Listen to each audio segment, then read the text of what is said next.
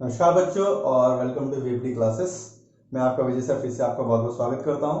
दोस्तों, वीडियो शुरू करने से पहले मैं बताना चाहूंगा कि वीपीडी क्लासेस चैनल पे आपको हर तरीके के स्टडी कोर्सेज मिल जाएंगे, हर तरीके की वीडियोस मिल जाएंगी जो कि सीबीएसई एनसीईआरटी की सारे क्लासेस को कवर करता है। प्लस जितने भी कॉम्पिटेटिव एग्जाम्स हैं, ठीक है, लगभग जितने भी कॉम्पिटेटिव एग्जाम्स हैं उन सबको हम लोग कवर करते हैं। उनसे रिलेटेड कोर्सेज, उनसे रिलेटेड रिजल्ट्स और उनसे रिलेटेड जो भी क्वेरीज होती है उसको भी हम सब इस चैनल में कवर करते हैं। तो चलिए शुरू करते हैं। आज का चैप्टर है जो कि क्लास 11 का है, उसका शीर्षक है सेट्स। ठीक है, सेट्स एंड देयर प्रॉपर्टीज। तो चलिए शुरू करते हैं आज का वीडियो बच्चों। और पार्ट 4 में आपका स्वागत है, जो कि सेट्स का पार्ट 4 है। ऑलरेडी जो 3 पार्ट है मैं अपलोड कर चुका हूं। इसके जो लास्ट पार्ट है उसमें हम लॉस के बारे में डिस्कस करेंगे और कुछ प्रॉब्लम्स देखेंगे। ठीक है, तो लॉज में सबसे पहले आता है कम्यूटेटिव लॉ। कम्यूटेटिव लॉ ये कहता है कि अगर हम कोई भी सेट है उनको अगर इंटरचेंज कर दें, मींस ए यूनियन बी या फिर ए इंटरसेक्शन बी, उनको अगर हम प्लेस को इंटरचेंज कर दें तो उनकी जो यूनियन की जो प्रॉपर्टी उस पर कोई फर्क नहीं पड़ेगा। Means A union B will be equal to B union ए।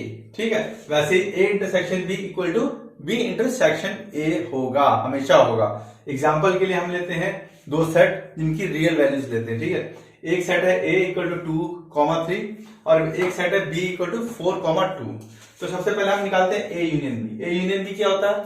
और कॉम्बिनेशन ऑफ ऑल सेट और जो रिपीट हो रहे हैं उनको एक बार लेना है। ठीक, कॉमन लेना है। जैसे इसमें 2 रिपीट हो रहा है, बाकी सारे सेम आ जाएंगे, 2,3, 4। ये a यूनियन b होगा। वैसे ही सेम b यूनियन a क्या होगा?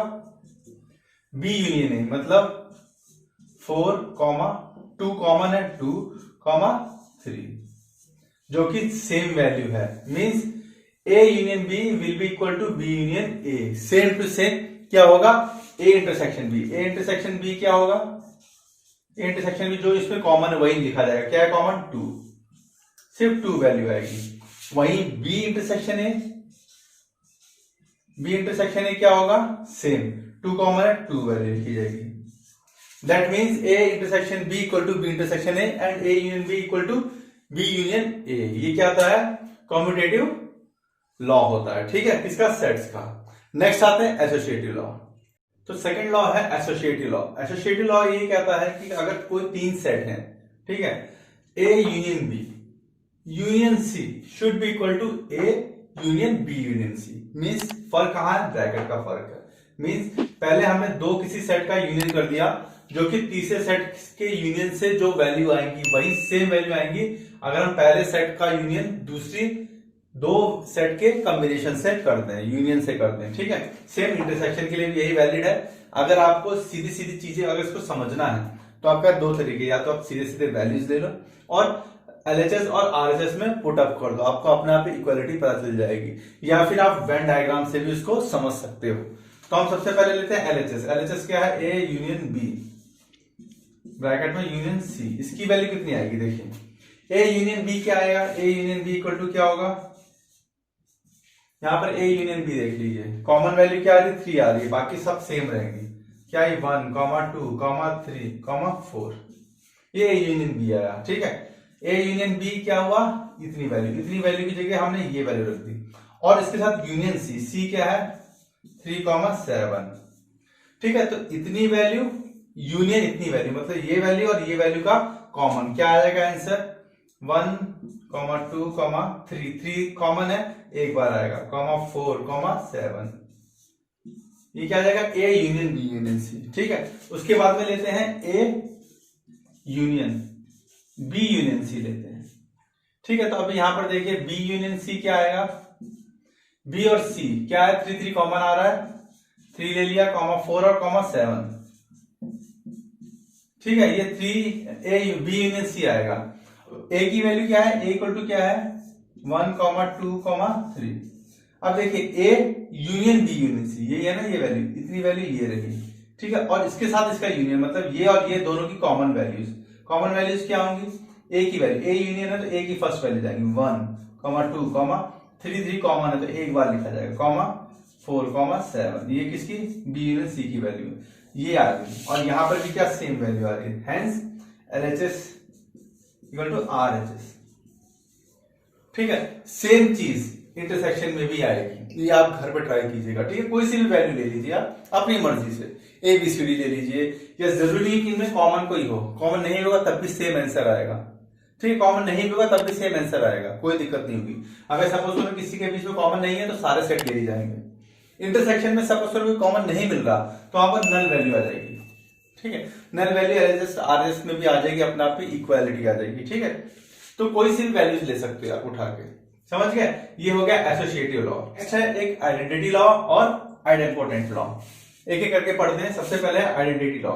आइडेंटिटी लॉ ये कहता है कि कभी भी किसी भी सेट को अगर हम ऑपरेट करें किसके साथ, नल वैल्यू के साथ, चाहे वो यूनियन हो चाहे वो इंटरसेक्शन हो, उसके साथ अगर हमने इसका कोई एक्सपेरिमेंट किया तो क्या वैल्यूज आएंगी, खुद सोचने वाली बात है। एक सेट है A इक्वल टू 1, 2, 3। सिंपल मैं वैल्यूज लेता हूं जानबूझ के ताकि आपको समझ में आ जाए।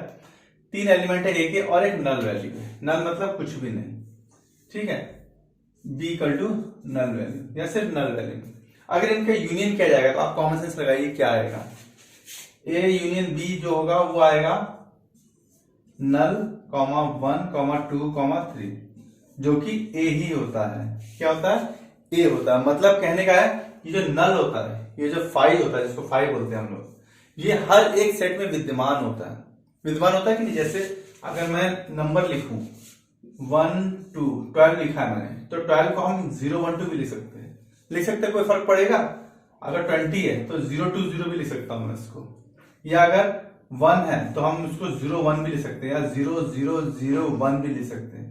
कितने भी नल हम उसके सामने लेफ्ट साइड में ऐड कर सकते हैं, ठीक है। उससे उसकी वैल्यू को कोई फर्क नहीं पड़ता। वैसे ही ये भी नल होता है, हर एक सेट में ये विद्यमान होता है, लेकिन हम इसको नहीं लिखते हैं। आप चाहो तो लिख सकते हो, लेकिन नहीं लिखते हैं इसको, क्योंकि इसके लिखने ना लिखने से कोई फर्क नहीं पड़ता है। जैसे कि इनमें नहीं फर्क पड़ रहा, वैसे इसमें भी नहीं पड़ता है, ठीक है बच्चों। तो नल हमेशा वैल्यू सेम रहती है, तो उनका यूनियन क्या आएगा, सेम A ही आएगा। मतलब A यूनियन नल क्या आ जाएगा, A आएगा, ठीक है। अब देखिए ए इंटरसेक्शन की बारी आई। जब ए इंटरसेक्शन की बारी मतलब ये और ये, इसमें कॉमन क्या है, कॉमन देखिए ए के अंदर पहले से मैंने बताया नल छुपा होता है, 5 हर जगह छुपा होता है। 5 और 5 यही कॉमन है, तो मतलब ए इंटरसेक्शन 5 क्या आएगा, 5 का नल वैल्यू नहीं आएगी, 0 वैल्यू आएगी, क्योंकि दोनों में कॉमन क्या है, सिर्फ 0 है, ठीक है। तो ये चीज आपको समझ में आया। इसके आप और भी एग्जांपल लेके वैल्यूज के देख सकते हो, एक्सपेरिमेंट कर सकते हो आप लोग, ठीक है। जो आइडेंपोटेंट लॉ, ये लॉ ये कहता है कि सेम अगर सेट को हम यूनियन करें या इंटरसेक्शन करें तो क्या वैल्यूज आएगी।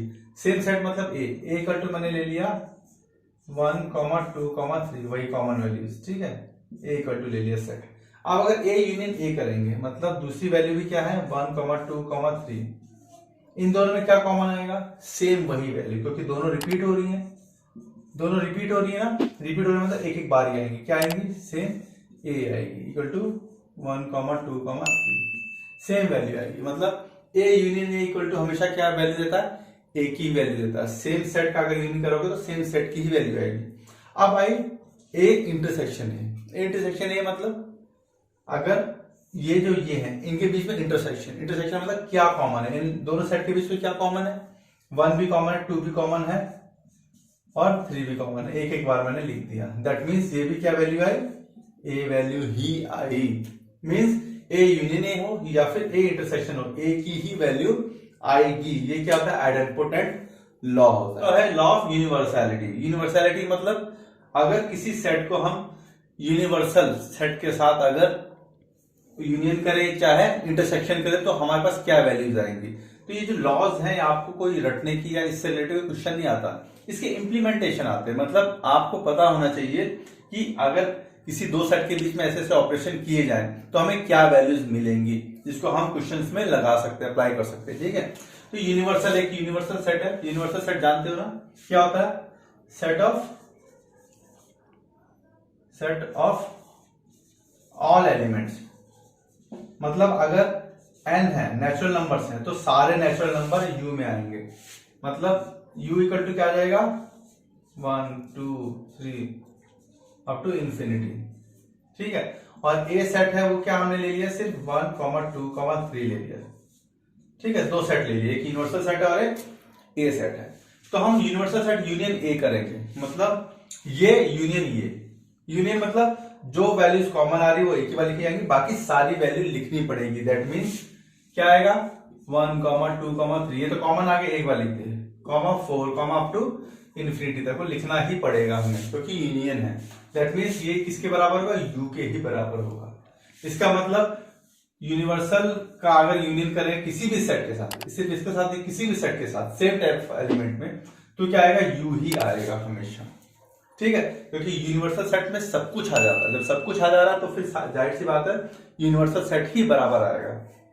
इसके बाद में लेते हैं यूनिवर्सल सेट का अगर हम इंटरसेक्शन करें एक के सेट के साथ, मतलब इसमें और इसमें दोनों में जो सिर्फ कॉमन है वो अगर लें तो कॉमन क्या है, इसमें सिर्फ यही वैल्यूज है, ओनली यही वैल्यूज है। दैट मीन्स क्या होगा 1, 2, 3, ये किसके बराबर होगा, ए इंटरसेक्शन यूनिवर्सल सेट के साथ में। दैट मीन्स ये वैल्यू किसकी है, ए की वैल्यू है। ठीक है, इसका मतलब यूनिवर्सल सेट का इंटरसेक्शन ए के साथ करेंगे तो ए ही आएगा हमारे पास। ठीक है, सिर्फ ए आएगा क्योंकि ए ही कॉमन आ रहा है, बाकी चीज हमें छोड़ना पड़ेगा मजबूरी में। समझ गए, तो ये चीज समझ में आ गई। ये यूनियन किसके बराबर होगा, यूनिवर्सल सेट के बराबर होगा, और इंटरसेक्शन उस पर्टिकुलर सेट के बराबर होगा। ये क्या होता है, लॉ ऑफ यूनिवर्सैलिटी। ठीक है, अब इसके बाद जो लास्ट लॉ है, जो कि बहुत इंपॉर्टेंट लॉ है, उसको कहते हैं लॉ ऑफ डिस्ट्रीब्यूशन। ठीक है, डिस्ट्रीब्यूटिव लॉ उसको कहते हैं, जो कि काफी इंपॉर्टेंट है, काफी जगह यूज होता है वो। ठीक है, तो चलिए देखते हैं उसको। है बच्चों डिस्ट्रीब्यूटिव लॉ। ठीक है, अभी तक हमने प्रीवियस ऑपरेशंस क्या क्या देखे थे, A union B union C. ठीक है, इन्हीं के बीच में हमने सेम टाइप ऑफ यूनियन, इनके बीच में ऑपरेशन चल रहा था, बट हमने अभी क्या किया, कॉम्बिनेशन कर दिया। मींस अब हमने ट्राई किया कि भाई अगर हम ए लेते हैं उसका इंटरसेक्शन बी यूनियन सी के साथ करते हैं तो क्या वैल्यू आती है। ठीक है, तो ये प्रैक्टिकली एक्सपेरिमेंटेड था। जिन लोगों ने भी इसका लॉ निकाला है उन्होंने इस सेट एग्जांपल लिए और देखा कि किसमें इक्वालिटी आ रही है, उसके हिसाब से उन्होंने लॉ बनाया। ये सेम लॉ किस पे काम करता है, एक्स ए प्लस बी, सेम इसी के साथ सेम यही वैल्यू ये देता है। ठीक है, मतलब x इंटू मतलब इंटरसेक्शन, प्लस मतलब यूनियन। ठीक है, अब देखिए क्या इसकी वैल्यू होती है, एक्स ए प्लस एक्स बी, यही आती है, मतलब x into A plus X into B. तो इंटू का मतलब क्या है, इंटरसेक्शन, और प्लस का मतलब क्या है, यूनियन। सेम वही वैल्यू यहां पर भी आप अप्लाई कर दीजिए। x मतलब ए इंटू मतलब इंटरसेक्शन क्या है, बी। ठीक है, फिर क्या है, प्लस है, प्लस मतलब यूनियन क्या आएगा, ए इंटरसेक्शन सी। ठीक है, ये वैल्यू हमारे सामने आ जाएगी, A intersection B union A intersection C, same इसी लॉ पे काम करेगा। ठीक है, अभी कैसे प्रूव हुआ, लोगों ने बहुत जिन्होंने भी ये फॉर्मूला निकाला था बहुत इजीली उन्होंने देखा, ए बी सी की वैल्यूज ली और सीधे पुटअप की एलएचएस में, देखा कि भाई आरएचएस में भी यही एक्सपेरिमेंट करके देख रहे हैं, सेम वही वैल्यू हमारे सामने आ रही है। दैट मीन्स उन्होंने सीधे सीधे इक्वालिटी बना दी। ठीक है, एक बार में नहीं वो सक्सेसफुल हुए, उन्होंने कई बार ट्राई किया। यहाँ पर इसकी जगह यूनियन लिखा, इसकी जगह इंटरसेक्शन लिखा, बहुत सारे चेंजमेंट करने के बाद ये फॉर्मूला उनके सामने आया। तो चलिए वैल्यूज पे पुट करके देखते हैं। तो बच्चों ये लॉ है जो कि अभी आपने पढ़ा है, A intersection B union C. क्या होगा, ए इंटरसेक्शन बी होगा, यूनियन ए इंटरसेक्शन सी होगा, जो कि एक क्या होता है, मल्टीप्लीकेशन वाला लॉ होता है। एक्स ब्रैकेट में ए प्लस बी, मतलब X into A plus X into B, same वही लॉ है, इस पे भी एप्लीकेबल होता है। कैसे होता है देख लीजिए, A intersection B union C, इसको हम सॉल्व करते हैं पहले एलएचएस को। तो इसके लिए हमें क्या करना पड़ेगा, बी यूनियन सी निकालना पड़ेगा सबसे पहले। बी यूनियन सी इसलिए पहले निकालना पड़ेगा, इसको पहले सॉल्व करेंगे, फिर उसके साथ ए को इंटरसेक्ट कर देंगे। ठीक है, बी यूनियन सी क्या आएगा, बी और सी। देखिए बी क्या है 2, 3 और सी क्या है 2, 4। 2 कॉमन तो क्या आएगा 2, 3, 4, 2, 3, 4। ठीक है, ये बी यूनियन सी आएगा। और ए का 2 क्या है हमारा 1, 2। ठीक है, बी यूनियन सी आया। ठीक है, बी यूनियन सी, तो A intersection B union C. ठीक है, ये वैल्यू और ये वैल्यू, मतलब इस वैल्यू और इस वैल्यू में इंटरसेक्शन, मतलब इनमें जो कॉमन है वो लिखना है हमें। क्या कॉमन है इनमें, सिर्फ 2 कॉमन है। क्या है, 2 कॉमन है, क्योंकि इंटरसेक्शन है। इस वैल्यू और इस वैल्यू में क्या कॉमन है, सिर्फ 2 कॉमन दिख रहा है और कोई कॉमन नहीं। दैट मीन्स 2 वैल्यू आ गई। A intersection B union C की वैल्यू कितनी आ गई? 2 आ गई। अब आरएचएस में देखते हैं। आरएचएस में ए इंटरसेक्शन बी क्या वैल्यू होगी? ए और बी इंटरसेक्शन, इंटरसेक्शन मतलब इन दोनों में जो कॉमन है सिर्फ वही लिखा जाए। क्या कॉमन है? ओनली 2 कॉमन है। ठीक है, तो क्या आ जाएगी वैल्यू इसकी? 2। इसके बाद में ए इंटरसेक्शन सी, ए इंटरसेक्शन सी में देखो क्या क्या कॉमन है? ए और सी क्या कॉमन है? इनमें सिर्फ 2 कॉमन है, तो मैंने 2 ले लिया। ठीक है, ए इंटरसेक्शन बी भी 2 आया, ए इंटरसेक्शन बी भी 2 आया। अब इन दोनों के बीच में यूनियन कर दिया। इन दोनों के बीच में क्या किया? यूनियन कर दिया। मतलब ए इंटरसेक्शन बी ये एक एंटिटी होगी, यूनियन ए इंटरसेक्शन सी ये एक एंटिटी हो गई। मतलब इसमें और इसमें कॉमन, कॉमन क्या है? इसमें 2 ही है, जो कि एक बार लिखा जाएगा। क्या आ जाएगा? 2। Hence LHS equal to RHS।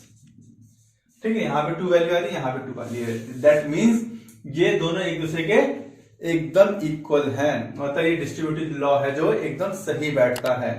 ठीक है, सिर्फ मैंने ये जो वैल्यू ली है सिंपल ली है, आप कोई सी भी वैल्यू ले सकते हो। उसमें 2, 5, 8 भी ले सकते हो, 1, 3, 7 भी ले सकते हो, कुछ भी ले सकते हो। कुछ भी लोगे सेम यही रिजल्ट आएगा जो कि यहां पर आ रहा है। LHS equal to RHS always आएगा, तभी ये फॉर्मूला बना, अदरवाइज नहीं बनता। ठीक है बच्चों, मैं जो आपका होमवर्क है इससे रिलेटेड ये है कि आपको सेम इसको डिफरेंट वैल्यूज पे प्रूफ करना है कि LHS इक्वल टू RHS होगा।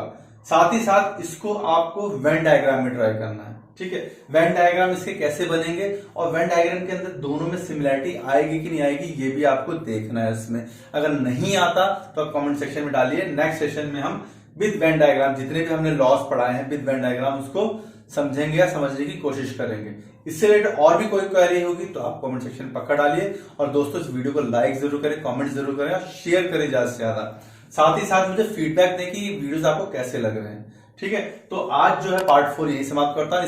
इससे पहले मैंने 3 वीडियोस और डाल रखे हैं जो कंटिन्यूएशन है, उनको भी जरूर देखिए, तभी ये 4th पार्ट आपको समझ में आएगा। थैंक्स फॉर वॉचिंग बच्चों, गुड बाय, टेक केयर। चलो बच्चों, चारों पार्ट्स को हम एक बार समराइज कर देते हैं। पार्ट 1 में हमने क्या क्या कवर किया था? What are sets, symbology, forms, ये चीज़ कवर की थी हमने। उसके बाद में जो हमारा पार्ट 2 था, पार्ट 2 में हमने कवर किया था टाइप ऑफ सेट्स, इंटरवल्स और पावर ऑफ सेट्स। ठीक है बच्चों, पार्ट 3 में हमने जो कवर किया था वो था Venn diagram, union, intersection and complement of sets. और बच्चों जो पार्ट 4 है उसमें हमने जो कवर किया है वो है लॉज ऑफ सेट्स, जैसे कि एसोसिएटिव लॉ, डिस्ट्रीब्यूटिव लॉ, जो कि बहुत इंपॉर्टेंट लॉज है। और इसी के साथ जो है हमारे पार्ट 4 के साथ ये सेट जो चैप्टर है 11th क्लास का वो कंप्लीट होता है। इससे रिलेटेड कोई भी आपके सुझाव हो या कमेंट्स या डाउट्स हो वो हमें कमेंट बॉक्स में ज़रूर डालें। तब तक के लिए have a nice day, good bye.